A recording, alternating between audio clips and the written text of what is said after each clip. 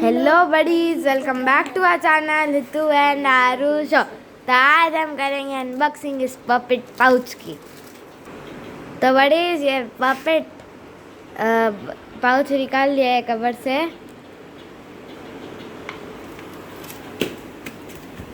तो ये देखो,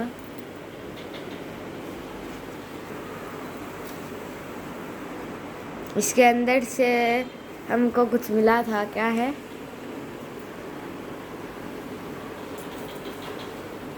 इसका नेम, ये इसका वो लटकने के लिए बेल्ट।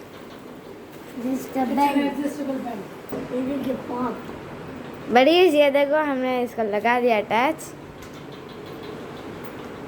अटैच कर दिया उस बेल्ट को।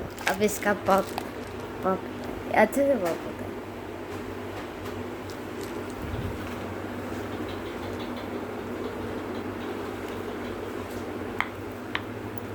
आवाज भी आती है। तो ये था हमारा पर्स। तो मैंने इसे ऑनलाइन ऑर्डर किया था। अगर आपको भी चाहिए तो आप ऑर्डर कर सकते हैं। Bye bye buddies. Bye bye buddies.